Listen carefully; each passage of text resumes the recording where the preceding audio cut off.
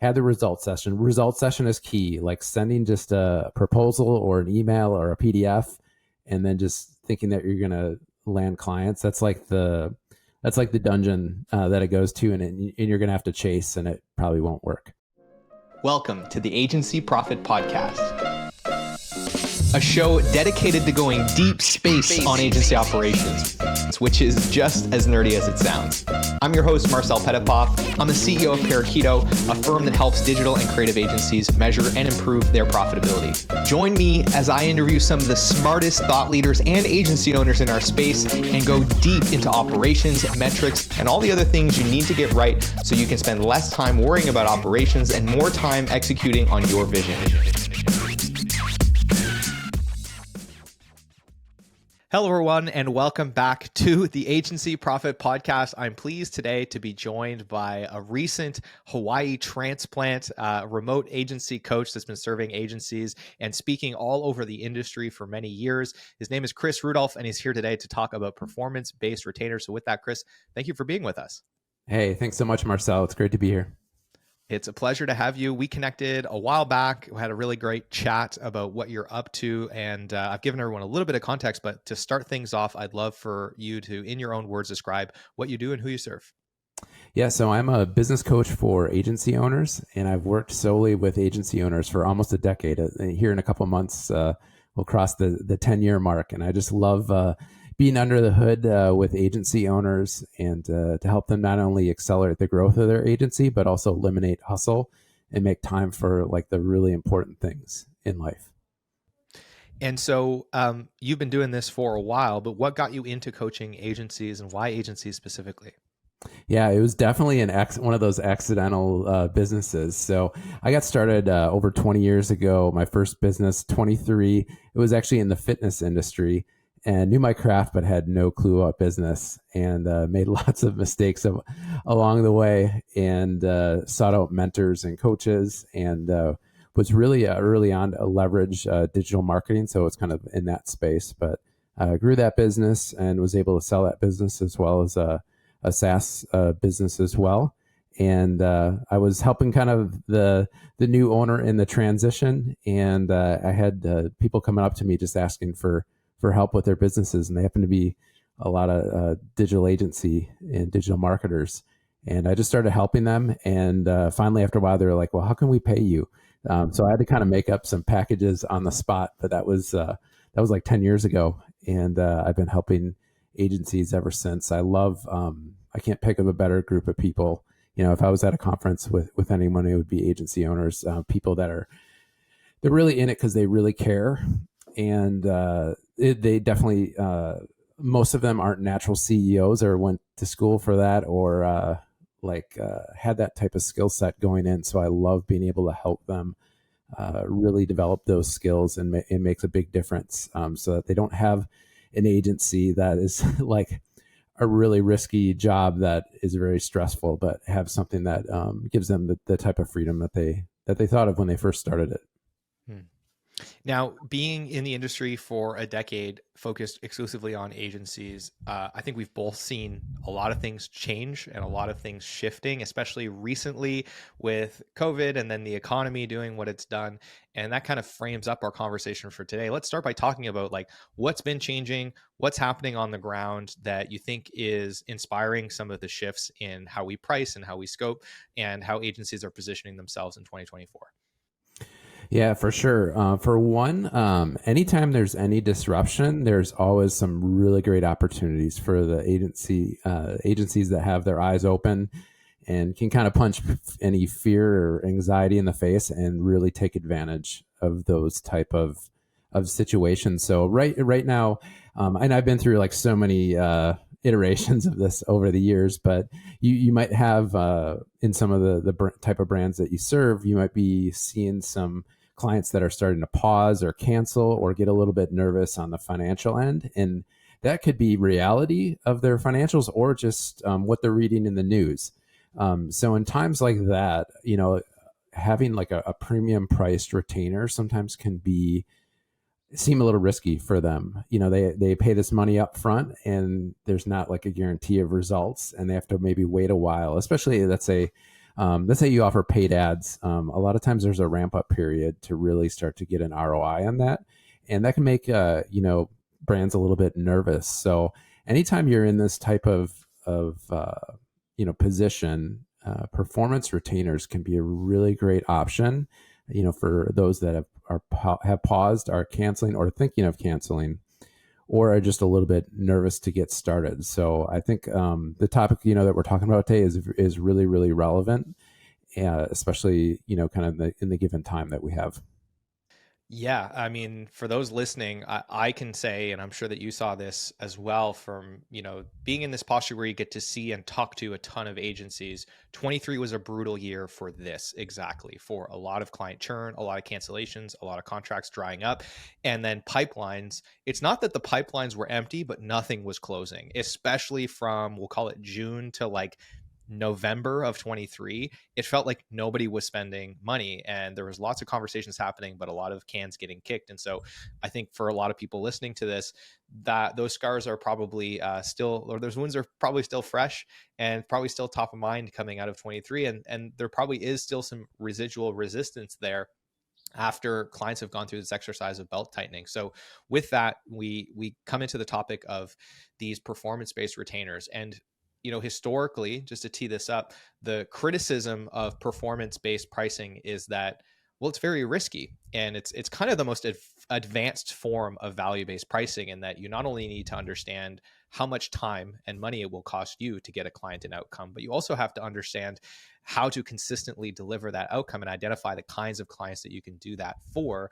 And so very few firms have been able to get to a place where they can charge like just purely based on performance. So you, I think, have a bit of a different model that you want to propose on how to capture upside without completely taking on the risk. Let's start by defining kind of your model for how to do this value-based or value-informed retainer.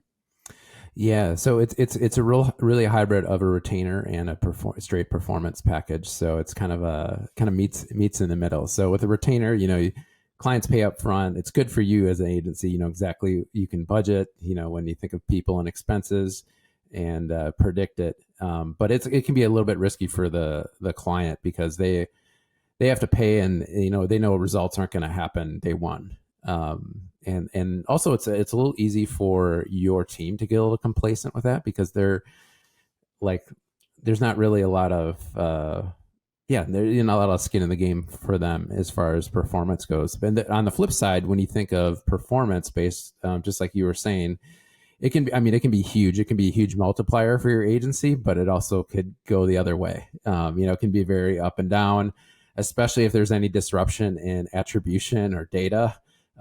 That's a huge, that can happen. Obviously, we've seen that over the last 4 or 5 years as well. And it's really good for the client, because they only pay if they make money. But also when they start to see some of those invoices come through, and automatically their mind's going to go to the math, and they're going to be thinking, wow, could I hire an in-house team for this, or an in-house person, or that agency that keeps knocking on my door sounds really good. So sometimes even though your agency did deliver, they're like, man, 25, 30,000, 50,000 a month. They think about, they can get a little just antsy with that. So we're going to take both of those and kind of combine some of the benefits and manage some of the risk. So it's giving a flat fee retainer, probably smaller than your premium, flat fee retainer.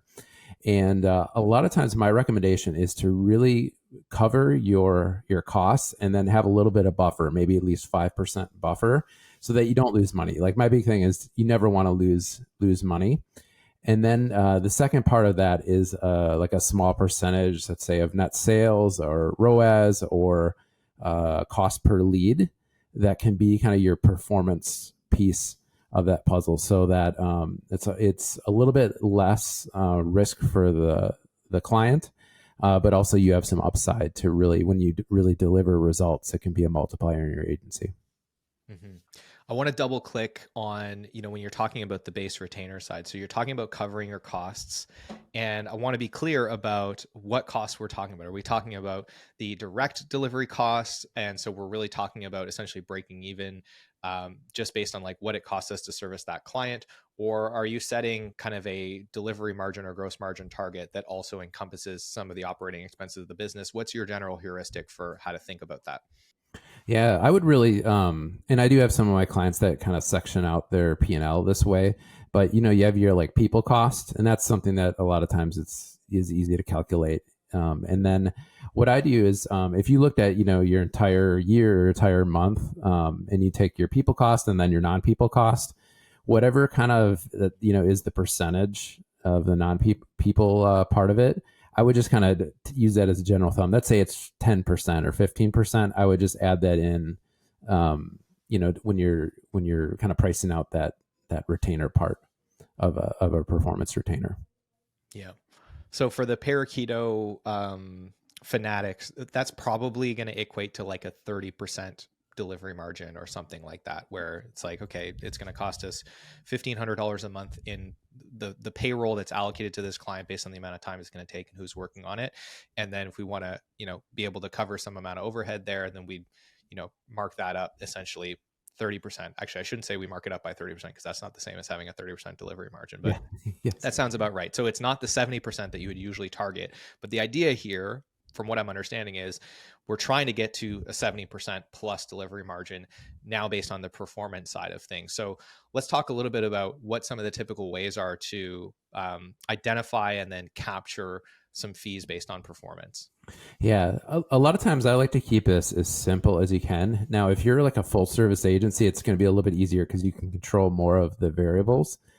And I should say this too. If you don't have all of the pieces, you could partner. You don't have to even bring those all in house, but you could partner with others that provide those pieces so that you control more of the variables. You kind of create a one-stop shop.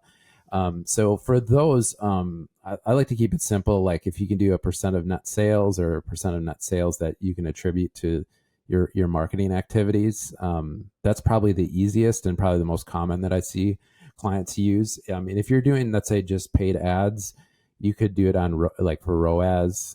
If you're working not with info products or e-commerce, but it's more on generating leads, you can do a price per lead.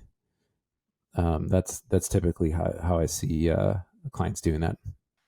Yeah, it's interesting because I have some recent experience being a client on this side of things. And it's interesting because, of course, I want to base the performance on the metric that's closest to the bottom of the funnel, right? So like I want to pay you for a client that I've actually gotten. Or, the next best thing would be I want to pay you for a call that's booked and qualified in my calendar and actually shows up.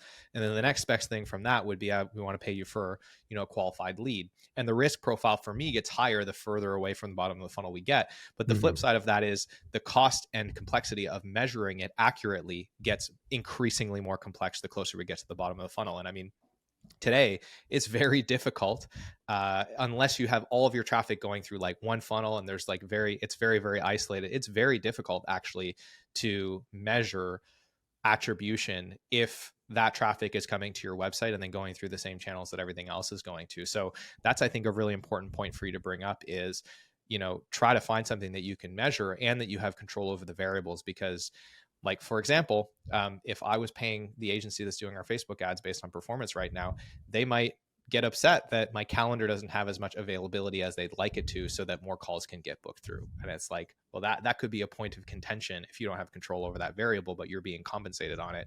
The CEO decides to take a 2-week vacation and it isn't selling. Well, that's going to hurt your commissions, right? So those are some really good things to watch out for. What are some other kind of risks or gotchas that you want to suss out before you start making commitments to performance based on certain metrics? Yeah, I think you bring, you mentioned supply, like time. On the e-commerce end, it could be like, do they have inventory? That's like I've had clients that, that who work with this model, and then, there's a delay in inventory. I know that during COVID, that was like, the supply chain was a mess. So that was like, hey, like our ads are converting, but we don't have products, and or they're not updating their inventory properly, and that's where that could really come back to bite you as an agency. Yeah.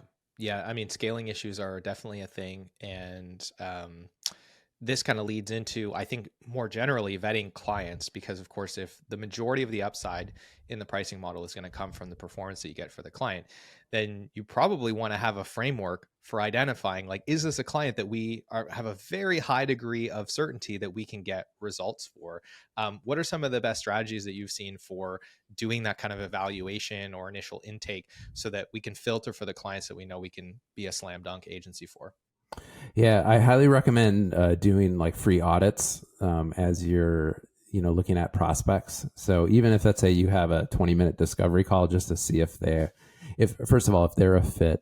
If they are, then I would invite them to an audit where you and your team can really get under the hood of and get those key metrics. So you want to have that data or access to what you need to really assess the situations. And the more you do those, the more you're going to know what kind of the red and the yellow flags are.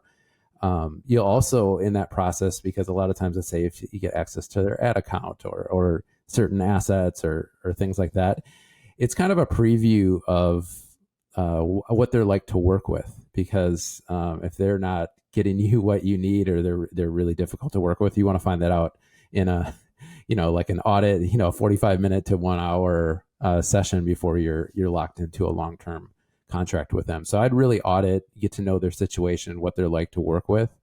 And at that point too, they, until you actually deliver the audit, I recommend doing that in a live session, walking them through the audit and then giving them 1 to 2 options max.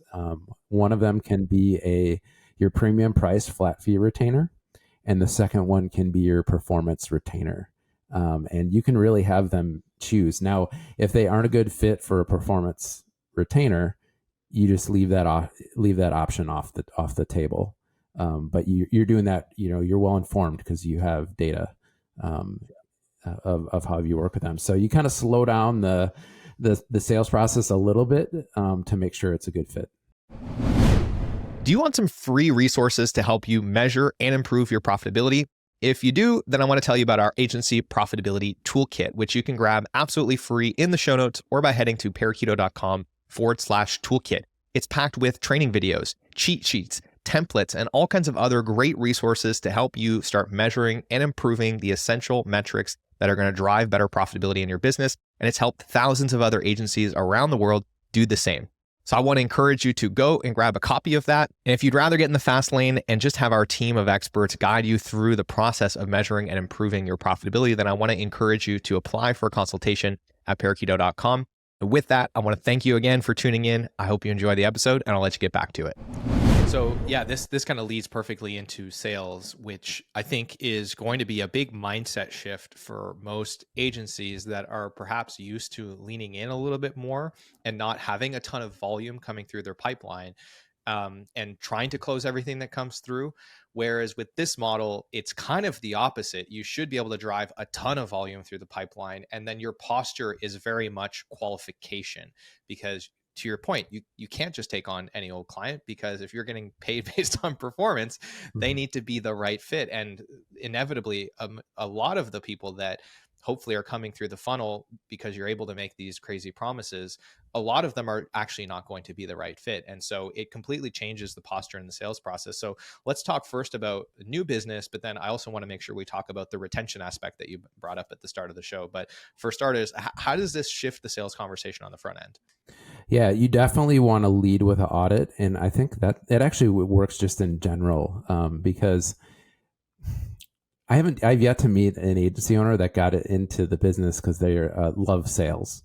And I know that's a big hurdle for a lot of agency people. The great thing is when you use this, I got like an audit funnel or audit sales process, is you don't necessarily have to be an amazing salesperson, and you don't have to try to convince or twist someone's arm about how awesome your agency is and how, they're amazing 50x results that you're going to get them.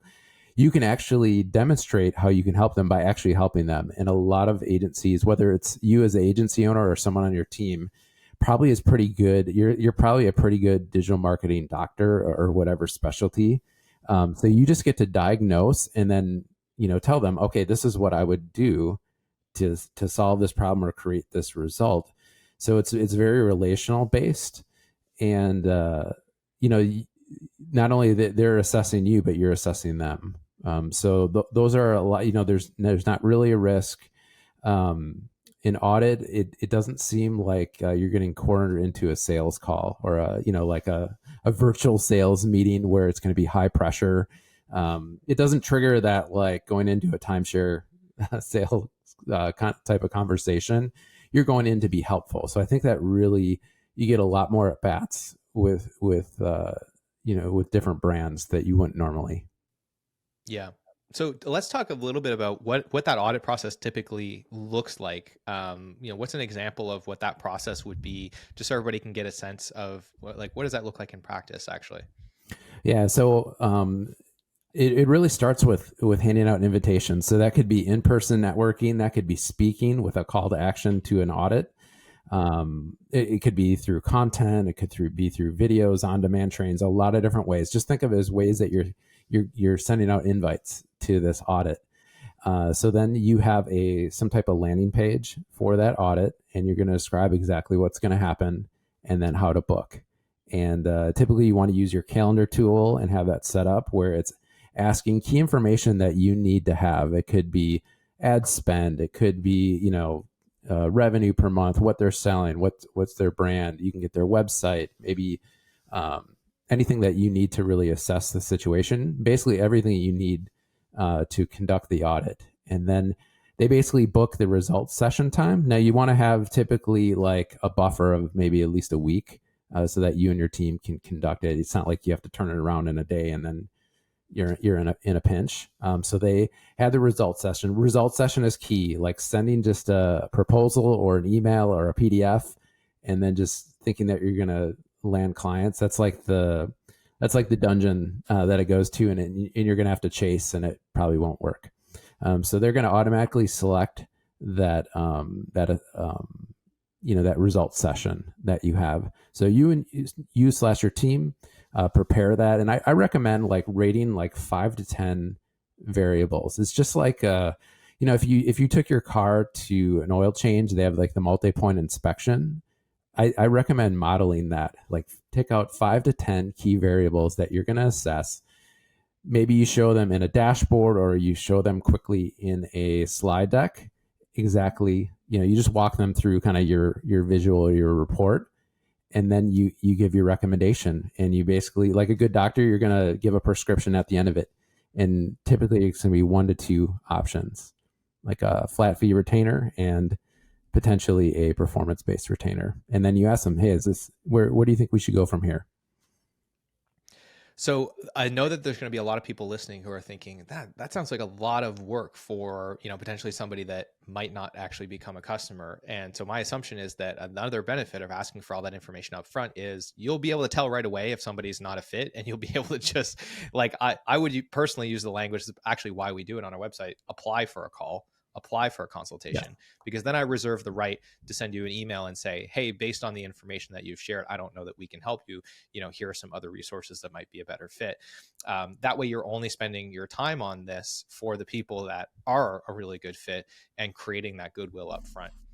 Yeah, that's an excellent point. And typically I use a simple example. Let's say you offer ad services. So you want to maybe look at ad spend. So you'll have maybe different tiers that they could select, kind of multiple choice. And, like if it's below a certain amount, you're really not the best fit. So you might be able to recommend them to another freelancer or agency that would be a good fit for them. And then you don't have to like conduct the audit and, where it's a waste of time. So that's a really good point. You want to have those questions be filtering. I'd say a second thing is, I know a lot of agencies, when I'm helping them build out this, the first thing when they think audit, they think of like they spent 3 days on the last audit that they did for a client, and it was really complex. I'm not talking that. You want to actually keep it simple. It's actually going to work to your advantage, not only from you and your team's time, but a lot of times too much information just confuses the client and they're exhausted and they don't say yes. So our minds are drawn to, that clarity and complexity. People don't buy if it's super complex. So that's why kind of really paring down to the essentials that you need is really, really key. And you want to make this a turnkey process that you can, you and your team can prepare quickly. So don't think of like exhaustive audit, maybe that someone paid you $5,000 or $2,000 for, where you look at every single variable. This is going to be more of like a qualifying type audit. Yeah.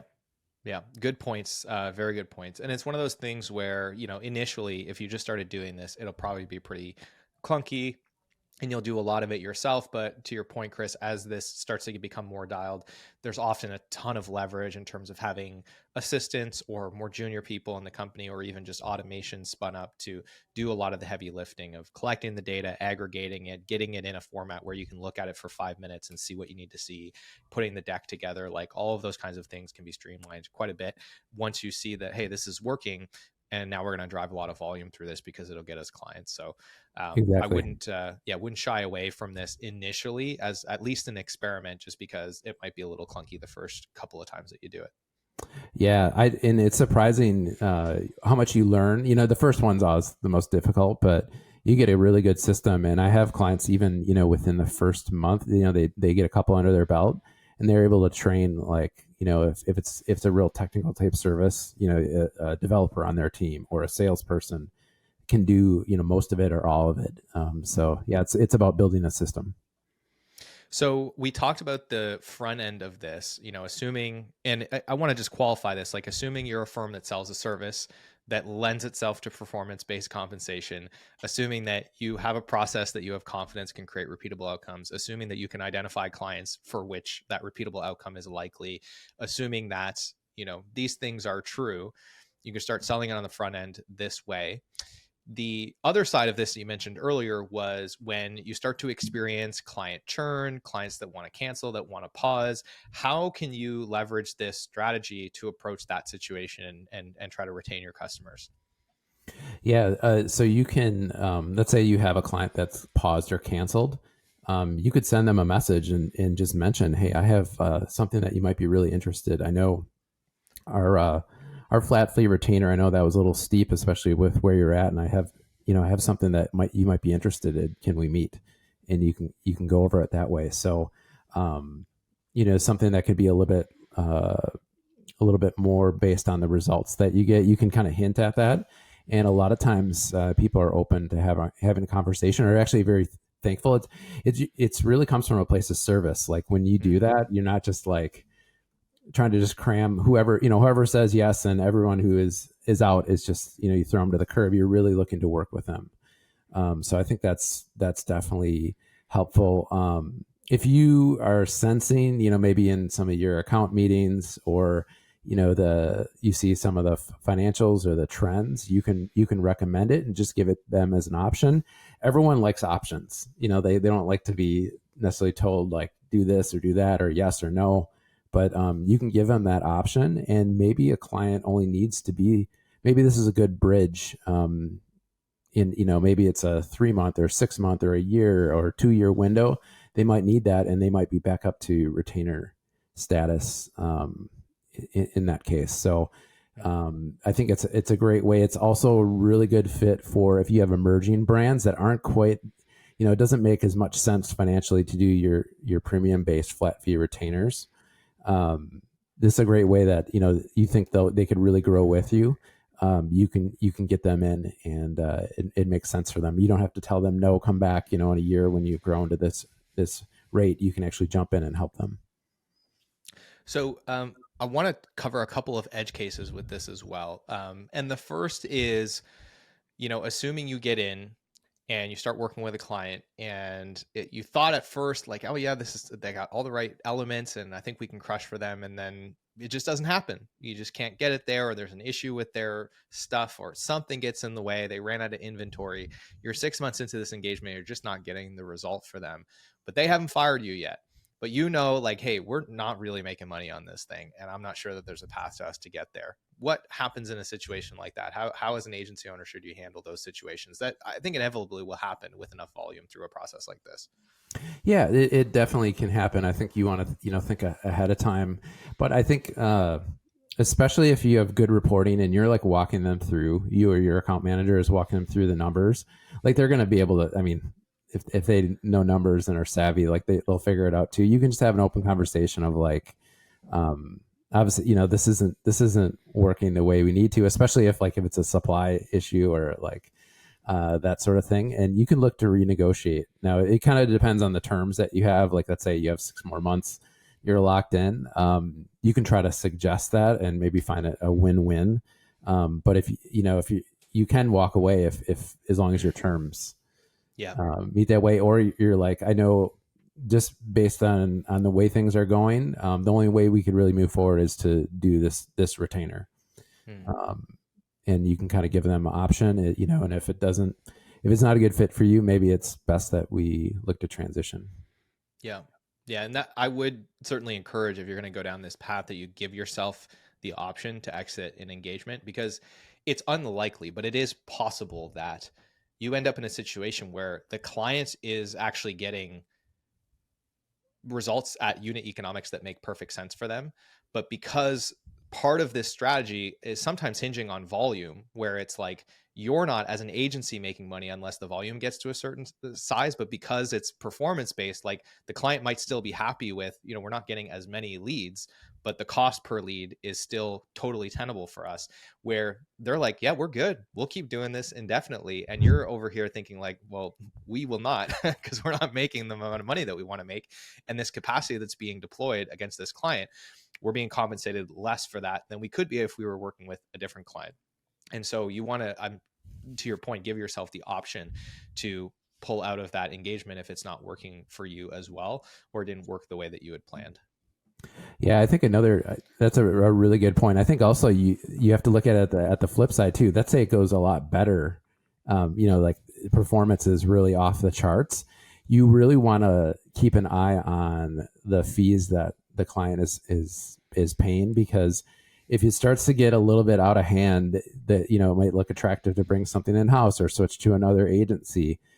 You want to be prepared. Maybe it's best to recommend your flat fee retainer, or have tiers built in to your performance retainer. I know a lot of times clients will do that based on revenue or ad spend or things like that, where you can move them, and maybe you're just covering your costs in a little bit. Maybe you can move a little bit up towards a retainer, but it can make sense for both of you. You just have to really manage that, because if they are getting invoices that are big, they can start to look elsewhere, look for other options.